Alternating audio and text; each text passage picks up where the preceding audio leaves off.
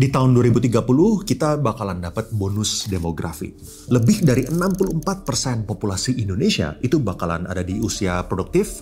Makanya kalau misalnya kita mau jadi negara yang maju, hampir 200 juta orang ini wajib memiliki pekerjaan yang bagus supaya ekonomi kita itu bisa meroket. Sedangkan belakangan ini middle class kita justru malah turun, soalnya kesempatan kerja formal itu minim, PHK itu ada di mana-mana, dan investor asing memilih buat buka pabrik di negara-negara tetangga. Ini yang paling dikhawatirkan. Kalau misalnya lapangan pekerjaan itu terus sedikit, sedangkan kita itu lagi ada bonus demografi, artinya banyak dari populasi kita itu bakalan jadi pengangguran dan ekonomi kita ini terancam malahan hancur. Danantara. Karena Danantara Indonesia bukan sekedar sebuah badan pengelola investasi, melainkan harus menjadi instrumen pembangunan nasional. Danantara ini jadi senjata besar Pak Prabowo buat ngelawan tantangan ekonomi kita yang deadline-nya ini udah super mepet. Kalau misalnya sukses, Danantara ini bisa jadi pembawa kemajuan ekonomi Indonesia. Tapi kalau misalnya gagal, Danantara juga bisa jadi malapetaka buat kita semua. Makanya menurut gua, ini proyek cacing-cacing naga-naga. Gue bakal jelasin semuanya di sini. Let's go!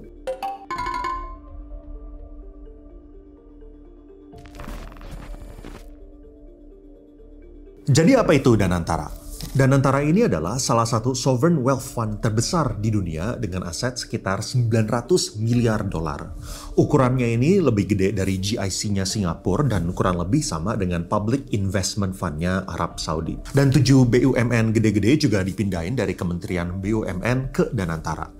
Harapannya dengan disatuin ini jadi satu super holding dan ini bisa bikin proses bisnis BUMN ini makin efisien dan bikin asing mau invest di project-project di Indonesia. Misalnya sebelumnya kalau misalnya asing mau invest pabrik EV di Indonesia, mereka harus koordinasi dengan MindID buat nikelnya, PLN buat listriknya, Pertamina dan PLN untuk charging stationnya. Tapi gara-gara sekarang MindID, PLN dan Pertamina ini berada di bawah satu super holding Danantara, ini bikin proses koordinasinya ini bisa jadi lebih lancar, soalnya proses pengambilan keputusannya ini tersentralisasi. Danantara bakal fokus ke hilirisasi komoditas, termasuk nikel, boksit, dan tembaga, dan di teknologi ada pembangunan data center dan pengembangan artificial intelligence. Kalau misalnya di energi dan pangan ada pembangunan kilang minyak, energi terbarukan, dan ketahanan pangan.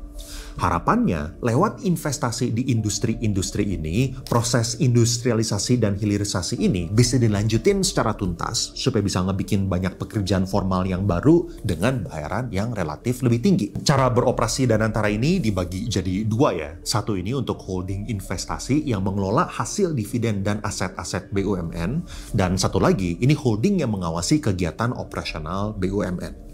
Secara struktur, Danantara ini report langsung ke Presiden yang dibantu Dewan Pengawas dan Dewan Penasihat. Salah satu perbedaan struktur pelaporan Danantara adalah Danantara lapor ke Presiden, bukan ke DPR.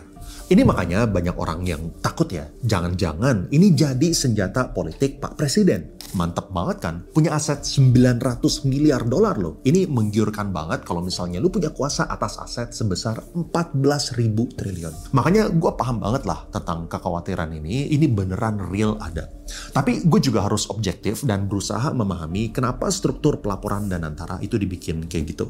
Ini gue kasih contoh BPJS dulu. BPJS ini diatur dan diawasi secara ketat sama DJSN, BPK, OJK, dan KPK. Dan BPJS juga nyerahin laporan keuangan secara rutin ke DJSN, Presiden, dan Kementerian Keuangan. Apakah pengawasan yang ketat ini bagus? Tentunya ini ada sisi bagusnya ya. Yang pelototin ini banyak banget dan otomatis ini menjamin transparansi. Tapi ini juga menciptakan resiko hukum yang signifikan bagi pengambil keputusan. Terutama gara-gara BPJS juga menginvestasikan dana rakyat, nilainya itu sampai puluhan miliar US dollar. Contoh, di tahun 2019, hampir 20% duitnya ini diinvestasikan di saham. Lalu, apa yang terjadi di tahun 2020? COVID.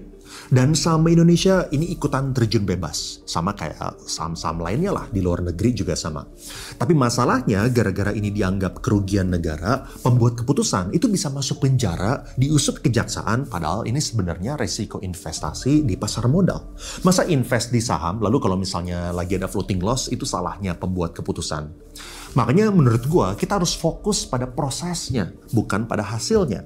Nah, gara-gara ketakutan ini, di tahun 2023, lebih dari 70% uang BPJS ini sekarang ditaruh di obligasi. Ini porsi terbanyak, dinaikin dari porsi sebelumnya, soalnya para petinggi BPJS ini takut kalau misalnya masukin di saham, nyungsep, mereka bisa dipelototin, mereka bisa dipermasalahkan sama kejaksaan, lalu mereka bisa masuk ke penjara. Ini makanya Danantara merubah supaya struktur pelaporannya ini langsung ke presiden, dan peraturannya ini adalah BJR. Alias Business Judgment Rule. Jadi direksi itu dilindungin dari tanggung jawab kalau misalnya investasinya itu boncos, asalkan keputusannya ini udah dibuat dengan itikat yang baik. Saat ini Presiden juga dibantu oleh Dewan Penasihat dan Dewan Pengawas. Dewan Penasihat diisi oleh Pak SBY dan Pak Jokowi, sementara Dewan Pengawas dipimpin oleh Pak Erick Thohir dan anggotanya ada Ibu Sri Mulyani. Kabarnya juga Tony Blair dan Ray Dalio jadi anggota, tapi gue belum bisa konfirmasi atas berita ini ya. Untuk struktur di dalam Danantara sendiri, Rosan Roslani ini jadi CEO-nya, terus untuk holding investasi dipimpin oleh CIO Pandu Syahrir, dan untuk holding operasional dipimpin oleh COO Doni Oskaria. Ini adalah orang-orang yang akan mengelola aset 14 ribuan triliun rupiah kita ya, lewat Danantara, yang akan menentukan kemajuan ekonomi kita di masa yang akan mendatang. Nah, supaya bisa analisa masa depan Danantara, kita harus lihat gimana nasib SWF di negara-negara lain. Soalnya SWF ini bisa kasih kemakmuran ke seluruh masyarakatnya atau malah jadi ladang korupsi dan merugikan masyarakat luas. Nanti gue bakalan sharing tentang kekhawatiran terbesar gue tentang Danantara, tapi sebelum itu gue bakalan sharing studi kasus mengenai SWF di berbagai negeri dan juga dilema SWF.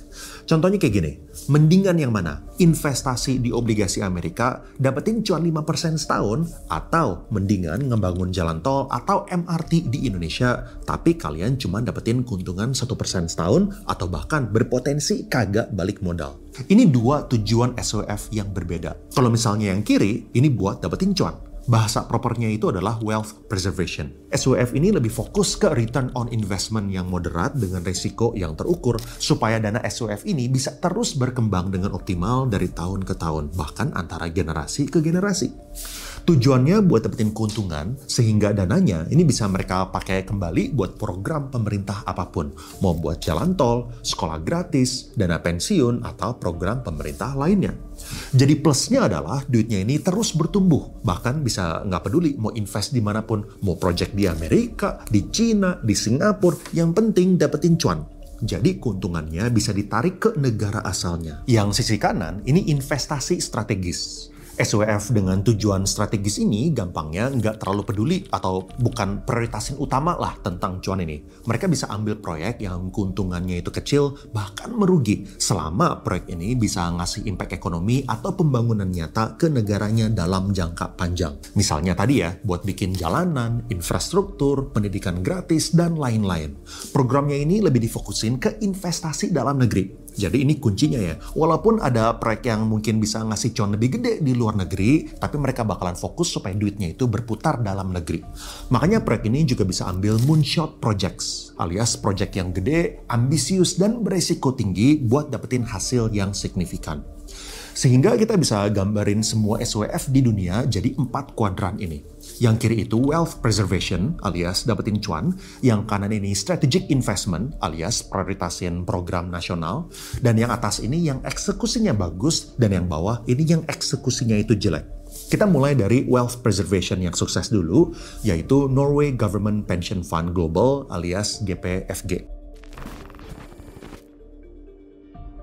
Di tahun 90-an, ekspor minyak Norway meningkat besar-besaran. Dan pinternya mereka mutusin supaya jangan langsung hambur-hamburin duitnya, tapi disimpan supaya ekonomi mereka itu masih bisa stabil kalau misalnya suatu saat harga minyaknya itu turun. Bahkan mereka udah pada sadar kalau misalnya minyak ini bakalan habis di masa yang akan mendatang.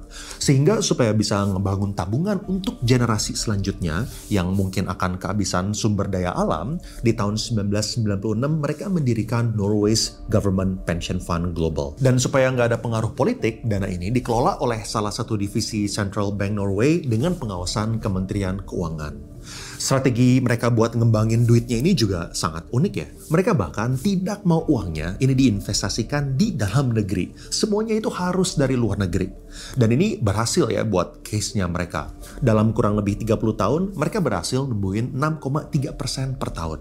Ini mungkin kalian return-nya anggap kecil, tapi kalian juga harus sadar ini nggak gampang, soalnya resikonya itu harus yang moderat, jadi cari investasi yang bisa ngasih return segitu nggak gampang, apalagi dananya itu sebesar yang mereka pegang. Per 2024, aset under management mereka ada di 1,7 triliun US dollar, alias hampir 30 kuadriliun rupiah. Mereka adalah SWF terbesar di dunia dan efek ke masyarakatnya itu tentunya sangat-sangat positif. Pensiunan Norway ini nggak perlu ketakutan kehabisan dana pensiun, lalu anak muda di sana juga nggak dikenain pajak yang tinggi, soalnya udah ada GPFG ini. Jadi Sovereign Wealth Fund-nya Norway ini berhasil memberikan kemakmuran dan ekonomi yang baik ke seluruh warga Norway. Ini makanya posisi Pension Fund Norway itu ada di posisi ini. Nextnya, Public Investment Fund alias PIF-nya Arab Saudi. Tujuan PIF ini sama kayak Norway ya, supaya negara mereka tidak tergantung dari hasil ekspor minyak. Tapi cara eksekusinya emang berbeda. Kalau misalnya GPFG Norway, investasinya itu 100% di luar negeri, sedangkan PIF justru cuma 30% yang di luar negeri. PIF juga punya dual mandate, ngebalance antara investasi yang aman dengan investasi yang strategis yang moonshot projects kayak NEOM. NEOM ini adalah kota masa depan yang awalnya ini diprediksi 500 miliar dolar, tapi pada kenyataannya duit yang dibutuhkan itu naik jadi 1,5 triliun dolar. Ini jadinya nggak tahu ya return-nya ada atau nggak. Soalnya proyeknya ini sangat-sangat spekulatif. Tapi ini membantu ngebangun infrastruktur Saudi, ngebuka banyak lapangan kerja, dan dari segi branding ini benar-benar mendapatkan atensi dari seluruh dunia. Soalnya ini proyek yang gila banget ya. Even dari standarnya Saudi Arabia, proyek The Line itu didesain sebagai smart city yang tidak ada mobil, nggak ada jalanan, dan semuanya itu cuma satu bangunan segaris, dan eksteriornya ini kaca semua. Tingginya 500 meter, lebarnya 200 meter, dan rencananya sepanjang 170 kilometer. Ini makanya NEOM tergolong proyek ambisius dan spekulatif. Tapi untungnya secara portfolio mereka masih relatif oke ya. Return cuannya per tahun itu 8,7%. Ini makanya gue taruh PIF di tengah. Mereka itu cari cuan dan juga nyari investasi strategis. Dan secara kesuksesan masih bisa didebatin. Di satu sisi mereka berhasil dapetin cuan, tapi di sisi lain kita nggak tahu proyek NEOM ini hasilnya bakalan kayak gimana. Yang ketiga ada SWF Samruk Kazyna atau SK dari Kazakhstan. SWF ini kesannya di kanan ya, soalnya mereka prioritasin investasi yang sejalan dengan kepentingan negara walaupun cuannya itu relatif kecil atau bahkan masih jangka panjang. Dan mandat mereka ada dua. Yang pertama untuk diversifikasi ekonomi Kazakhstan supaya nggak tergantung sama minyak. Dan yang kedua untuk reformasi manajemen BUMN mereka supaya bisa jadi lebih kompetitif dan lebih profitable. Jadi BUMN penting seperti minyak dan gas, rel kereta api, maskapai nasional, dan BUMN penting lainnya ini dijadiin satu di bawah SK. Nah, sayangnya banyak inefisiensi dan permasalahan korupsi di SK yang mengakibatkan SWF ini tidak bisa mencapai potensinya. Misal, di tahun 2013, Kepala SK menyatakan bakal melakukan 150-an proyek senilai 101 miliar US dollar, tapi 5 tahun kemudian nggak kelihatan ada tanda-tanda pembangunan yang terjadi di proyek-proyek tersebut. Lalu Presiden Tokayev juga dikritik soalnya fund-nya ini kagak transparan, dan yang ditunjuk juga orang-orang yang secara politik itu posisinya signifikan. Jadi proyeknya itu banyak yang mangkrak. Makanya untuk SK, gue taruh posisinya itu di sini ya. Condong ke kanan, tapi posisinya itu di bawah. Kalau dari kuadran ini, dari yang gue baca, Danantara ini fokus buat investasi dalam negeri dan mandat-mandatnya ini menurut gue lumayan ambisius dan returnnya ini dalam jangka panjang. Mungkin nggak tergolong moonshot projects lah kayak di NEOM, tapi beberapa dari proyeknya ini tetap ambisius. Misalnya buat artificial intelligence dan juga untuk energi terbarukan. Soalnya kan kita belum ada sejarah yang di AI atau di green energy yang kuat. SDM kita di AI juga terbatas dan green energy ini kan story-nya masih jangka panjang. Jadi story-nya itu kayak gini lah kira-kira. Di Singapura itu kan warganya punya banyak duit dan mereka nggak ada tempat buat pasang solar panel. Jadi dalam 5-10 tahun ke depan kita bisa bikin solar panel di Batam, lalu kita tinggal tarik kabel bawah laut ke Singapura supaya kita bisa ekspor listrik. Jadi secara ide itu oke lah, secara mandat itu menurut gue masuk akal, nggak ada masalah. Tinggal kita buktikan Danantara ini akhirnya bisa dieksekusi dengan baik atau tidak dieksekusi dengan baik. Dan ini kekhawatiran gue tentang Danantara. Gue mau berusaha optimis tentang Danantara ini, soalnya Indonesia ini udah nggak punya kesempatan buat mengalami kegagalan di Danantara. Ingat ya, ini tuh proyek cacing-cacing, naga-naga. Tapi ini beberapa kekhawatiran gue. Yang pertama itu dari segi tata kelola. Danantara melibatkan mantan presiden, sedangkan sebagian besar SOF global kayak GIC Singapura dan Public Investment Fund-nya Arab Saudi menghindari keterlibatan langsung mantan atau tokoh politik aktif dalam tata kelola supaya mastiin independensi dan ngurangin campur tangan politik. GIC Singapura dikelola oleh Dewan Profesional yang ditunjuk oleh Kementerian Keuangan dengan pengawasan dari Presiden Singapura yang independen dan tidak berafiliasi secara politik. PIF Arab Saudi juga mirip. Mereka memiliki dewan yang diketuai putra mahkota Muhammad bin Salman, tapi melibatkan ahli independen dalam komite-komitenya buat mastiin keputusannya ini profesional. Jadi meskipun Pak Prabowo berjanji buat mastiin Danantara ini transparan, menurut gue keterlibatan tokoh politik dan peran yang tumpang tindih ini yang bikin investor global maupun domestik itu pada khawatir. Soalnya ini sangat-sangat sulit banget loh. Ingat bahwa dengan tata kelola Danantara, mereka itu tidak diaudit seketat BPJS yang dipelototin sama BPK, OJK, dan KPK. Dan mereka juga tidak disalahkan kalau misalnya rugi asal business judgment-nya itu masuk akal. Jadi 3 combo ini, pengawasan yang tidak ketat, kalau misalnya rugi itu nggak bisa disalahin, dan jumlah duit yang fantastis, ini bisa jadi benar-benar hancur kalau misalnya disalahgunain. Ini adalah proses trust me bro, alias percaya deh sama gue. Makanya ini cacing-cacing, naga-naga. Bener-bener sangat tergantung dengan eksekutor. Kalau misalnya sukses, bener-bener bisa sukses. Tapi kalau misalnya dimasukin sama oknum dan mafia, mereka bisa bener-bener pesta pora. Dengan skema Trust Me Bro ini adalah kekhawatiran terbesar gue. Kalau misalnya gue ada partner bisnis, emang benar biasanya gue dan partner gue itu pakai skema Trust Me Bro. Soalnya gue percaya sama partner gue bahwa partner gue ini jujur, niatnya baik, punya skill set yang komplementari sama gue, dan gue juga udah lihat track recordnya itu oke. Skema percaya deh dengan gue, itu tuh penting supaya kita itu jadi lincah. Pokoknya apa yang gue lakuin, partner gue itu percaya itu pasti untuk kebaikan perusahaan. Dan sama juga, apapun yang partner gue lakukan, itu pasti untuk kebaikan perusahaan. Jadi kalau misalnya ternyata amit-amit, hasilnya itu nggak oke, bisnisnya itu gagal, dan kita mengalami kerugian, gue itu udah tahu, secara niat dan intensi, niat kita berdua itu udah baik, tapi yang namanya market nggak ada yang bisa 100% prediksi. Tapi kalau misalnya gue harus sampai kerjasama dengan partner yang dulunya itu kriminal, sering nyolong duit, skill setnya ini bukan yang complementary, tapi malah suka jadi oknum, itu pasti yang bikin gue jadi punya trust issue. Dikit-dikit gue juga khawatir. Udah transparan pun gue juga terus was-was. Ada lagi gak nih kungfu dia yang gue mungkin kagak tahu. Ini menurut gue yang paling dikhawatirkan sama orang Indonesia dan juga sama investor asing. Bukan Ibu Sri Mulyaninya yang punya masalah, bukan Pak Eriknya, bukan Pak Jokowinya, bukan Pak SBY atau Pak Prabowo-nya. Kita asumsi mereka semua ini emang niatnya sangat baik dan mau memajukan negara. Tapi secara sistem, orang Indonesia ini selalu dipertontonkan fakta-fakta yang ngebikin kita kehilangan kepercayaan. Kita lihat aja, yang namanya menteri itu setiap rejim pasti ada yang namanya korupsi. Dan jumlahnya ini ini meningkat terus ya. Saat zamannya Bu Mega, menteri yang terkena kasus korupsi itu ada 3. Di era Pak SBY ada 5 menteri.